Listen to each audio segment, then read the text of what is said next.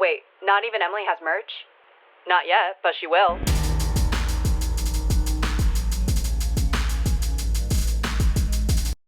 Hello, my name is Emily, as you may or may not know, and today we are going to be talking about a few things. Respect, love, lust, and S of the EX variety.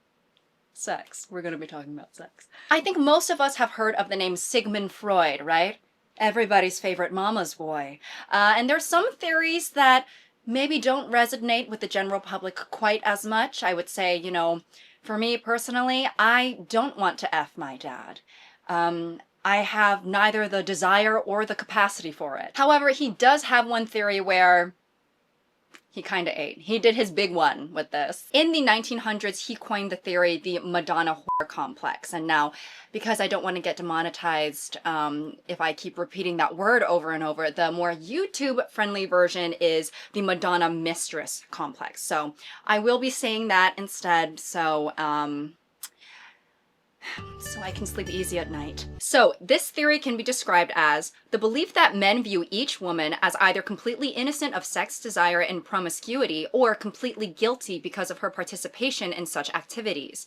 The former is labeled a Madonna and the latter is labeled a mistress, which function as mutually exclusive terms. Men find themselves incapable of having sex or being physical with a Madonna. She is too pure to ever be debased in such a way, and incapable of loving a mistress. She is too damaged to ever be viewed as more than an object. Of course, things have changed since the 1900s when this theory was first coined, right? But before we get into the modern implications of the Madonna Mistress Complex, we should talk about the history of, rigidity in a woman's sexual agency that has been seen throughout history. This is almost a hallmark of the female experience, right? Across race, class, location, religion, right?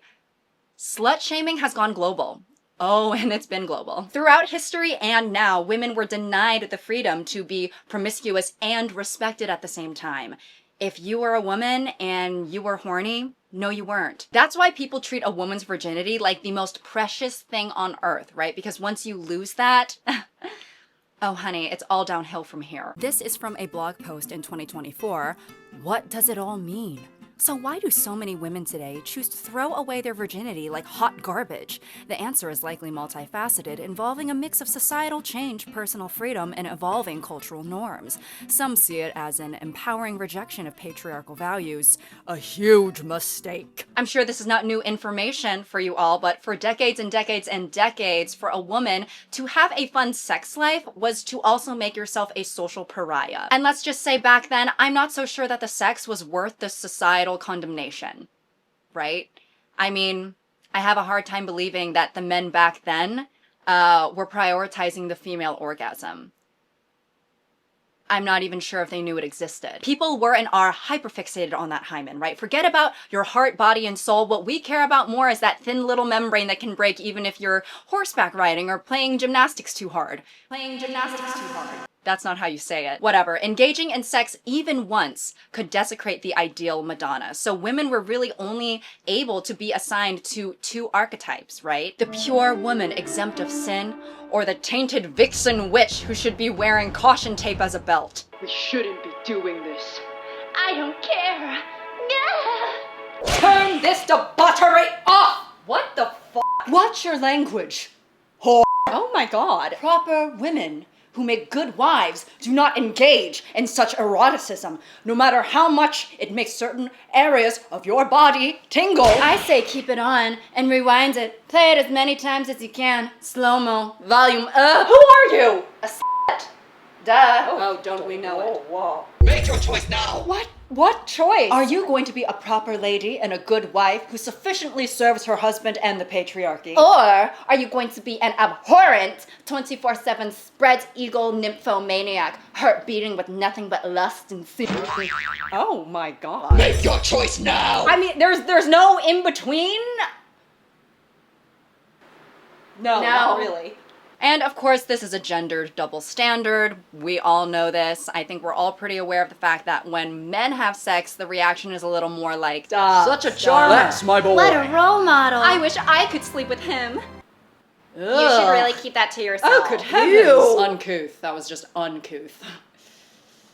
I will do it though.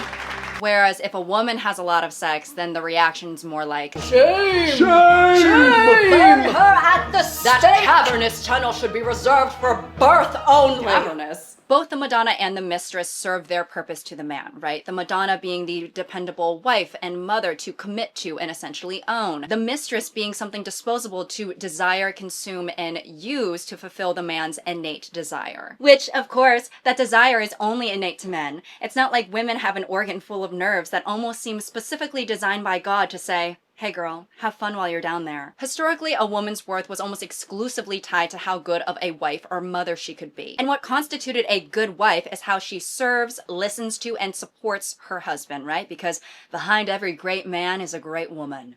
In a figurative way, not a pegging way. As for the man, his self-worth is tied to his ability to provide, be a leader, assert power and control and dominance. So then we have a system, the patriarchy, that thrives on controlling women's behaviors and bodies. And I think that's pretty clear based on, like, if you just have general observational skills, right? So when a woman takes her sexual agency into her own hands, not only does it threaten her, personal status to be a good mother or wife, right? But if enough women do it, it could threaten to dismantle the entire system that thrives off of controlling our bodies and the way we're supposed to act. Another great day of dictating how women are supposed to behave. How you feeling, Daryl? Filled to the brim with testosterone, God's elixir. Exactly. Nothing like being filled to the brim with one's manhood. Let me rephrase. Everyone listen up!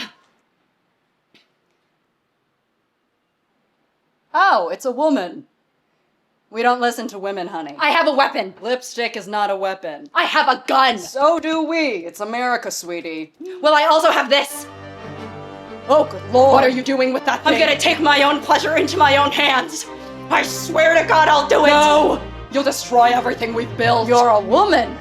You shouldn't be seeking out that kind of pleasure. Says who? Get under the table. Get under the table. The female orgasm is just folklore.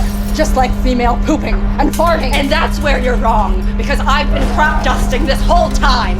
And with this as a woman's trusty steed, you will feel our wrath. Or rather, you won't be feeling us at all. Oh my God, I'm genuinely scared. With the passage of time, men and women alike have gradually been able to come to the conclusion that, hey, a woman can be sexually active, good at her job, a good wife, and a good mother.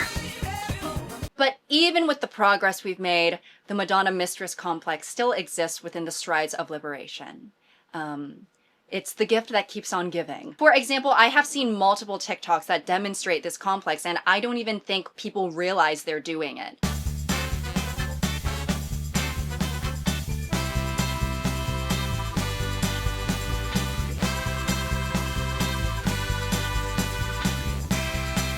If you look at how many likes each of these posts have, clearly not being able to view someone who you truly deeply love and care for in a sexual way, it seems to be a common sentiment, even amongst younger people who do have access to modern feminism. There was a post that went viral a little bit ago. It's always like, people always post it on like their horny Twitter accounts or whatever. I'll read it.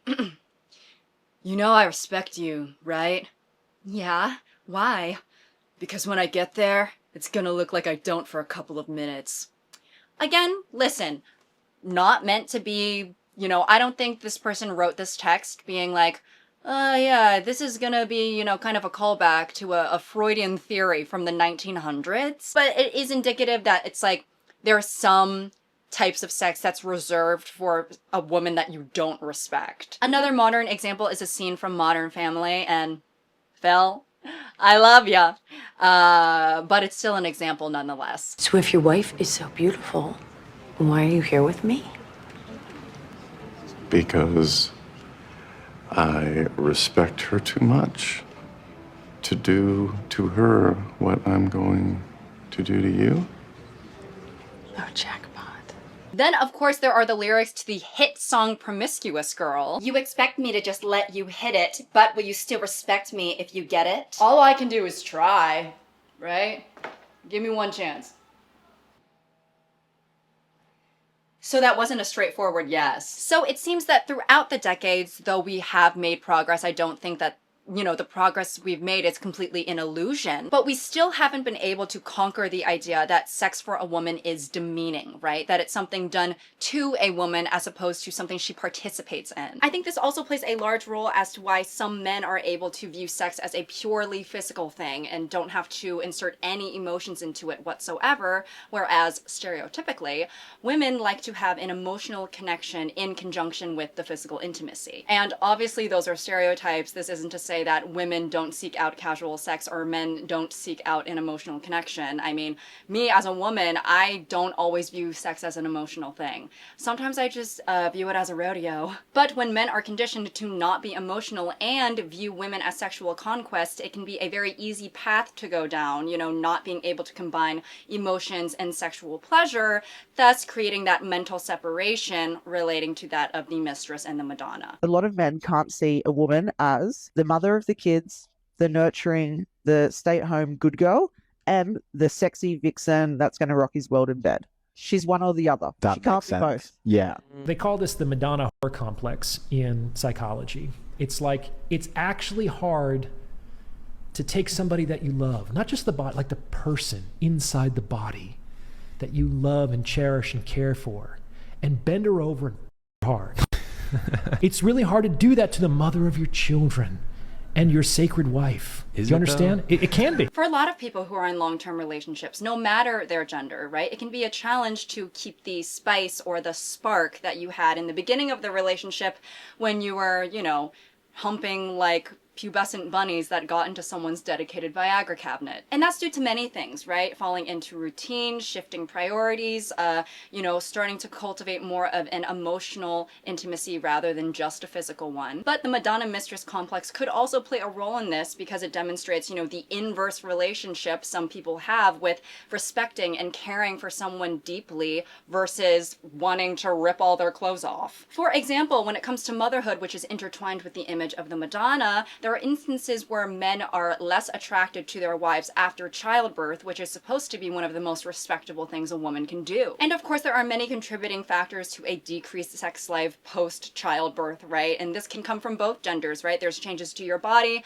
changes to your hormones, lack of sleep and time, increase in stress. But it is worth noting that now the woman in the relationship has fulfilled her role as the mother. It can be hard for men to combine that with the ideal of arousal because of the dichotomy he has set in his mind in regards to women. There are tons of blogs and articles and forums of women expressing that they just feel like their husbands aren't attracted to them after childbirth and now that they're a mother and all of these things. And of course we are in the midst of a MILF revolution. So I suppose we are getting better at acknowledging that women who are mothers are still sexual beings. And although we talk about this complex mainly in relation to cis-het men, I do think there's aspects of the Madonna mistress complex that can be applicable for people in relationships of all orientations or all genders. I mean, I'm sure there's a number of long-term girlfriends or long-term wives who are also disinterested in sex, although it might be stemming from a different place. So for many couples, yes, you have to be intentional about spicing things up, and I encourage that, right? Maybe, hey, put this video on in the background and get to work. But I think for men who actively or subconsciously split women into these two categories, if you want to feel happy emotionally and physically with your wife, you're going to have to break down that contrast. The wife and nurturing mother can also be the desirable temptress. It's a twofer. Many women are sexual beings just like you. Whether it's the girl that you met 2 hours ago, your girlfriend of 2 years, or your wife of 20. Here we have the mother, wife, and nurturer in her natural habitat. What the hell? She appears to be reading a piece of literature. What on Hey, earth? hey, back it up! What How is in this? the hell? Oh! Why is the font so big? So I can read it, dumbass! Get me out of here! What is wrong with It you? appears we have a rare species of mother and wife, a sexual one. No, well, no, that's not necessarily rare. Well, it is, because women are either good wives and mothers or s***s. Huh? Who told you that? It's a gut feeling. Okay, well, how would you even know if I'm a good wife anyway? Because it's me, your husband. That's how I know you're a good wife, and why I can't view you sexually. I don't want to fuck you. What in the hell? Why are you reading that? Why did you do whatever the hell just happened? And honestly, the lines between displays of sexuality being demeaning versus empowering for women, it can be blurry for some, right? Because when you are displaying your sexuality, you open yourself up to be objectified. And of course, that shouldn't be on the fault of the women. It should be on the fault of the pervert men. The pervert men, I'm pointing my finger right at you. Some people think it brings more of a net positive if women are, quote unquote, more responsible in the ways that they demonstrate their sexuality because they know that basically they don't have faith in men to change. And also what a lot of women find sexually gratifying is being desired, right? And that can be tricky because when a man desires a woman, oftentimes it goes hand in hand with objectifying her. And many women enjoy things beyond objectification as well. Some women like being straight up degraded, right? And that's not... Ugh. Sorry, I just got nauseous. The thought of a man degrading me, I just got sick. No, I'm just kidding. There's nothing wrong with that in private, right? In my opinion, but it might indicate something about our psyche, right? And how society has pummeled into our minds that women should be treated like objects, whether that be in overt ways or subliminal ways. And as women, we're socialized to tie our worth to how objectifiable we are in a sense, right? You know, if we're not feeling desirable during S, it's not really going to be a good time for us. And you know, I'll say it, sometimes I like when my girlfriend objectifies me. Call the fucking cops. I mean, I guess it's not true actual objectification because obviously I know we have a foundation of trust and I know that she actually respects me and views me as a human. So, and she also wasn't socialized as a man. So maybe that's why I feel comfortable with it. But if I were bi or straight and you know, just dating and engaging with men like that, I can't promise that I still wouldn't like that, even from them, right? And is that bad? Could be. But there's a common sentiment amongst us women, right? That sometimes we almost view physical intimacy as a performance, right? Because it makes us feel good to be watched and knowing that, like... Some women describe it as, I find it hot that you find me hot. So navigating women's sexual expression and their physical intimacy, it can be a little tricky sometimes because what some women might get satisfaction out of might not be considered respectful. Calculating route to climax. What? No, IMAX. IMAX theater. Correcting route. Now calculating route to orgasm. What? Be quiet, you dirty little... Or I'll have to... Hello? According to my algorithm that is synced up with your browser history, you enjoy being demeaned and disrespected during S. S? Yes, ending in EX. So you can call me a little but you can't say sex? It's just the way I'm programmed, girl. Okay, I'm not the one who likes being hit with a fly swatter and makes buzzing noises during S. Why would you bring that up right now? Because I'm trying to get you to your destination, okay? The intersection of Org Road and Gasm Street. Okay, I'm shutting you off. I'm shutting you off.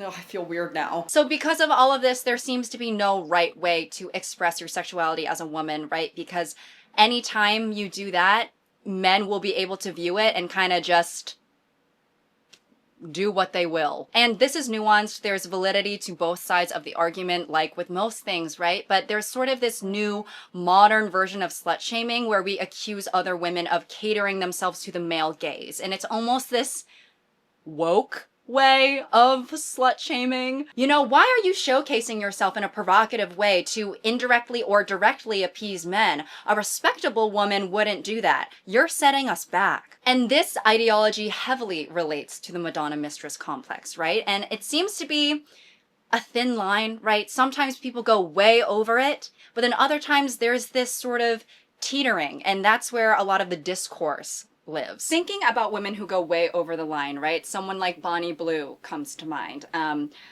won't even go into all of the ways that she's problematic, but for starters, she aligns herself with Andrew Tate, a man who has caused much harm to women and cultivated communities that cause harm to women. Yes, she's expressing her sexuality and probably made a shit ton of money, but the way she's doing it combines sensationalism with her own objectification. Then you have other situations that are more tame but still spark discussion. For example, Sydney Sweeney's bathwater soap. If you aren't aware, Sydney Sweeney did a soap commercial for a company called Dr. Swatch, where she says, "Hello, you dirty little boys. Are you interested in my body? Wash." And this sparked a lot of discourse online about whether she was setting back women or not. And a very similar thing happened with Sabrina Carpenter's album cover. In the cover, she is on her knees and her hair is being held up by what appears to be a man. And I think Sabrina has the brand of, you know, sort of being disappointed by men, pointing out all of the ways in which men disappoint us, right? So I think that her having this cover where she was seemingly submissive towards a man, it pissed people off. Now, while I don't think that Sydney's commercial or Sabrina's album cover are feminist, I guess I just am wondering whether it has to be. I don't know. I think that a lot of female pop stars have always been ridiculed for being sexual. If we look at, you know, Katy Perry during California Girls with the, you know, whipped cream boob stuff, Britney Spears, her whole career, Lady Gaga, and how she was very provocative. So I don't know, I could understand why people are upset, but I also think it's one of those things where we're gonna look back on it in 10 years and kind of be like, haha, she was so iconic for that, because I just noticed that's what's happened with other female pop stars or celebrities who have gone through the same sorts of controversies that they're currently going through. And I don't know, I honestly don't think that either of those things tangibly set women back in an era where we have a sexual assaulter as our president and our rights are going 1v1 with the government every day like it's fucking Mortal Kombat. But it's hard, you know, and honestly, I know sometimes in my videos, I've never gotten comments about this, but it's just how I feel. Sometimes it seems like I'm maybe purposefully not standing very, very firmly on one side or the other. But that's because I believe in nuance and I genuinely oftentimes find validity in both opposing sides of an argument. So I can understand the complexities of women on the one hand trying to take control in their own objectification because men are just going to do that anyways, versus, you know, then giving them a tangible gateway to objectify and sort of allowing it and letting it be okay because the woman was the one who initiated it. So yeah, you know, even today, while women are more free to express their sexuality, the Madonna mistress complex comes sneaking up behind them and still poses the question, can the respect still be there? And who knows? It's a never-ending debate. So when I become president, I will make sure that people with disabilities will have access to all of the resources. All right, enough about that. Another question that is pressing the American people is, do you think that Veronica Ryder's Candyland Couture photo shoot has set women back? Is that a real question? For many single-issue voters, this could make or break the election, yes. Okay, well, obviously she isn't. All right, how exactly is she setting women back? She's putting a candy cane between her legs and wearing lifesavers as a bra with her nipples poking through the hole, okay? All right, well, she's a grown woman. Is she not allowed to have fun? Suddenly it's illegal to have fun. All right, guys. How was Amelia Earhart contributing to the male gaze? Hi, hello. Well, my opponent has clearly failed to recognize that planes can be very phallic, and also she was literally spending all of her time in a place called the cockpit. And you'll never guess what was there. Well, it wasn't You don't know that. You don't know that. Okay, guys, we actually really need to move on, like, now. We're filibustering. That's not how that works. The treatment of S workers is also indicative of this complex, right? A lot of these men who engage with these workers don't view them as people. They don't view them outside of the context in which they intend to use their services. When a woman has an OnlyFans, it's oftentimes used against her, especially on social media. You know, you'll see comments from men being like, oh, well, why should I listen to you? You have an OnlyFans. Or people constantly discrediting the fact that, hey, they could be smart too. You can be smart and good at sex. It's a plague that many of us live with. Like a girl who has an OF could say, I think murder is bad. And then somehow there would be a comment under the post like, Why the hell would I believe anything you say, harlot? And as per usual, the woman is deemed less respectable than the men who engage in her content because it's within his innate desires to do such things, right? These girls who you look down upon wouldn't even be in this position if you didn't support them behind your wife's back. And don't get me wrong, women are also guilty of shaming other women in this regard as well. And I know that there's a lot of, excuse me, I was about to burp. I know that there's a lot of nuance about whether, you know, this type of work is empowering towards women or not. But what is objective is that this is a job, and these are real women with real feelings, and everyone seems to have trouble garnering up respect for a woman that they deem to be too promiscuous, whether that be in private or for profit. He's breathing again. Oh gosh, I could never thank you enough. You saved my baby. Not a problem, ma'am. I'm always happy to help. Are you a doctor? No, I'm an OnlyFans model. Ew! Oh my god! Oh, don't you dare touch my baby! Oh, okay, well then take her back. Put her back down on the ground.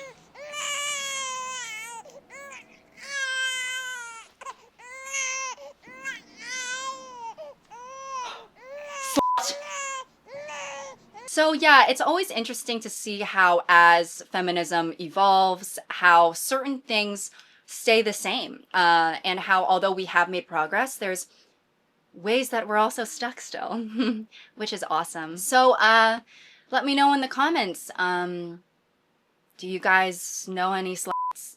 It's interesting to see how much of today's discourse can be tied back to the Madonna mistress complex and how often we still see it. And honestly, I think it's a type of discourse where there's never going to be a right answer.